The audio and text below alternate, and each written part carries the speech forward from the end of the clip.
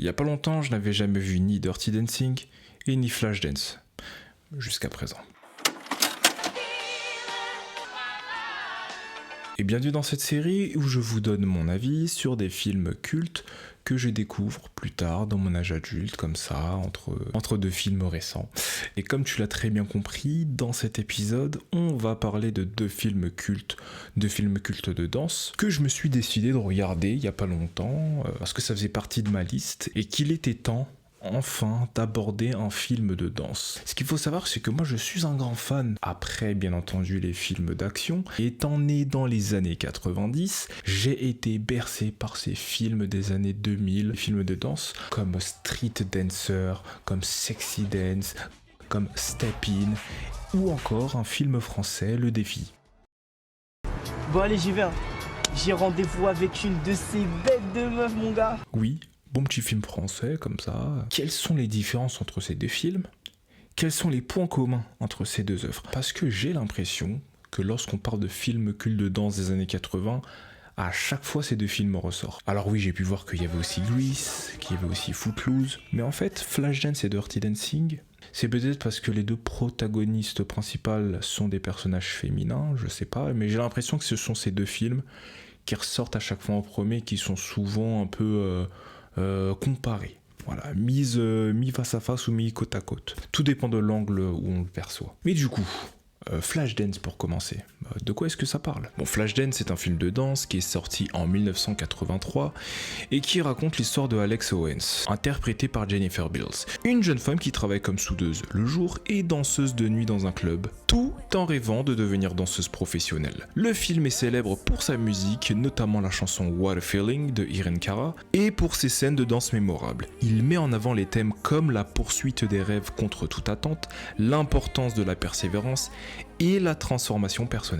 De l'autre côté, nous avons Dirty Dancing qui est sorti en 1987. Et l'histoire se situe en 1963 et raconte l'histoire de Frances Baby Houseman, qui est jouée par Jennifer Grey, et qui passe l'été avec sa famille dans une station de vacances où elle tombe amoureuse de Johnny Castle, un instructeur de danse interprété par Patrick Swayze. Le même Patrick Swayze dans Roadhouse, la vidéo qu'on a faite il y a quelques semaines là. Ouais. Petite pub. Le film explore des thèmes tels que l'amour interclasse, l'éveil sexuel et l'émancipation personnelle, le tout sur fond de musique et de danse. La bande-son qui comprend des hits comme The Time of My Life a joué un rôle clé dans le succès du film. Donc en résumé, le thème récurrent de Flashdance se tourne un peu plus vers la lutte personnelle, la persévérance, passer, changer de classe, réaliser ses rêves, etc.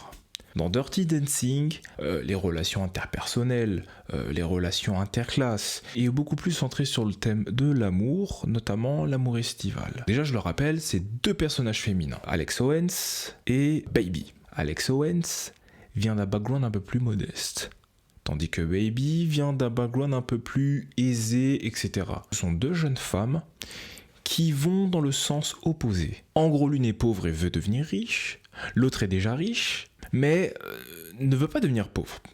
C'est pas vraiment ça. Elle remet en question beaucoup de choses. Dans Flashdance, Alex Owens aspire effectivement à s'élever socialement et professionnellement. Son avenir de devenir danseuse professionnelle est en partie motivé par le désir de transcender son milieu ouvrier et de réussir dans un domaine qui est perçu comme plus prestigieux et plus artistique. Sa quête peut être vue comme une aspiration à la mobilité sociale à travers l'art et la détermination personnelle. Parce qu'il faut savoir, c'est que la danse classique, comme le fait de savoir jouer un instrument dans un concerto, c'est considéré comme un divertissement élitiste. C'est réservé à une certaine classe. Et d'ailleurs, on voit au début du film, lorsqu'elle souhaite passer les auditions et qu'elle rentre dans cette école et que parmi elles, il y a d'autres candidates et candidats, et ben on voit en fait qu'elle n'est pas vraiment à sa place. On voit qu'il y a un peu une différence, un contraste, rien qu'en termes de tenue vestimentaire, c'est flagrant. Mais elle souhaite quand même aller dans cette direction, elle souhaite s'élever socialement. Et ce qui rend peut-être le personnage un peu plus intéressant parce que quelque part elle souhaite briser des barrières. Tandis que dans Dirty Dancing, Frances Houseman, alias Baby, vient déjà d'un milieu aisé et privilégié. Sa rencontre et son histoire d'amour avec Johnny Castle, un instructeur de danse issu d'un milieu plus modeste, l'amène à remettre en question les normes et les attentes de sa propre classe sociale. Exemple tout bête, dans ce camp de vacances-là, familial, il y a une hiérarchie. Et donc les serveurs sont des étudiants des écoles prestigieuses, des universités prestigieuses. Et donc quelque part, ces serveurs-là sont la vitrine de ce camp de vacances parce qu'ils sont mis en avant et donc ils ont plus de contact avec les filles de famille les plus aisées. Voilà, c'est comme ça que les rencontres se font. C'est comme ça qu'ils sont vus sur le marché. Les employés du camp de vacances et les danseurs ainsi que les musiciens sont beaucoup moins visibles, sont beaucoup moins mis en avant. Et c'est là que Bébé se remet en question parce qu'elle voit que ce n'est pas parce que tu fais partie des plus grandes écoles, tu es dans les plus grandes écoles les plus prestigieuses que moralement tu es forcément bon et irréprochable. Ainsi, alors qu'Alex et Baby poursuivent des chemins différents, leur histoire partage un thème commun de transformation personnelle et de défi des limites imposées par leur milieu d'origine. Les deux personnages cherchent à redéfinir leur place dans le monde selon leurs propres termes, que ce soit la réalisation professionnelle ou par la lutte des conventions sociales. Ce qui en fait un point commun entre les deux films, et plein d'autres. Comme par exemple la danse comme élément central. Dans les deux films, la danse n'est pas seulement un élément de l'intrigue, mais un moyen d'expression, de transformation et de libération pour les personnages principaux. Parce que dans Flashdance, Alex utilise la danse comme moyen d'émancipation pour pouvoir réussir à atteindre ses objectifs et pour changer de classe sociale. Mais également la nuit pour pouvoir subvenir à ses besoins, elle danse dans des clubs d'adultes. Tandis que Baby, elle aussi quelque part, utilise la danse pour pouvoir réaliser un objectif. Alors il est vrai que la première raison qui amène Bébé à danser, c'est tout simplement pour pouvoir aider Johnny. Parce que sa partenaire étant tombée enceinte, Bébé vient en aide en remplaçant la partenaire initiale de Johnny. Par la suite, la danse est un médium par lequel Baby se rapproche de Johnny Castle. Et on se rend compte à la fin du film que la danse devient un moyen pour Baby de s'exprimer et de s'affirmer. À travers la danse, elle trouve une forme de liberté et d'émancipation qui contraste avec le monde plus contrôlé et protégé dans lequel elle a grandi. Donc ça justifie le mot danse dans les deux titres de film. Comme autre point commun, les musiques emblématiques. Pour des raisons de droit d'auteur, on va pas les mettre, merci YouTube. Mais ces deux chansons portent également une grande signification dans les films respectifs. What a Feeling dans Flashdance, c'est une chanson qui est intrinsèquement liée à l'histoire d'Alex Owens, la protagoniste dans Flashdance. Les paroles, la mélodie captent parfaitement l'esprit de persévérance et d'ambition qui anime Alex. La chanson parle de réalisation de soi, de transformation et du pouvoir de suivre ses rêves malgré les obstacles. Elle est utilisée dans l'une des scènes finales du film, lorsqu'Alex passe une audition décisive qui pourrait déterminer son avenir en tant que danseuse professionnelle.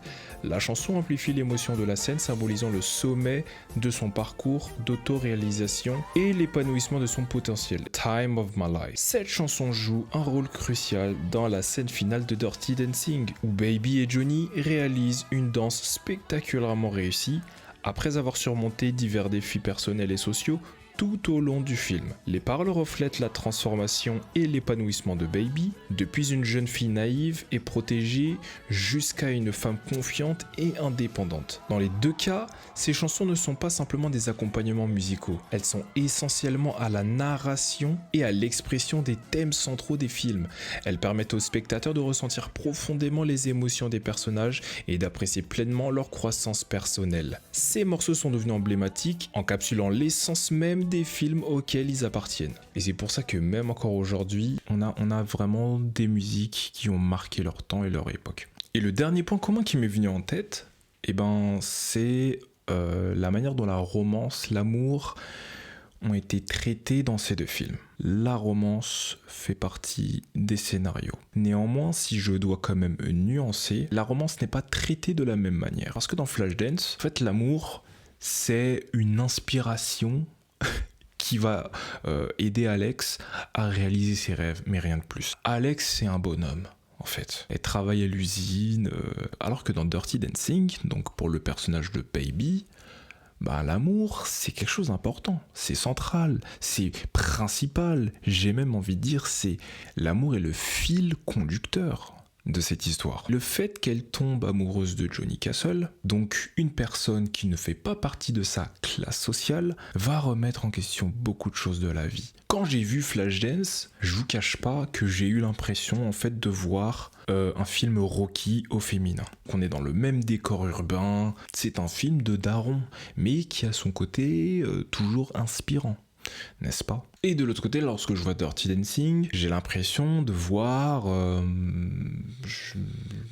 Quelle référence? Nos jours heureux. Le film avec Omar Sy, on a un groupe de moniteurs qui emmènent des enfants en colonie de vacances et il se passe tout plein d'histoires, d'amour. C'est un film français que j'apprécie beaucoup, qui m'a marqué. Dirty Dancing, c'est aussi inspirant à sa manière. Même si on n'aborde pas le terme du travail de la manière dont Flashdance l'aborde, on a une jeune fille qui est beaucoup moins indépendante. Hein.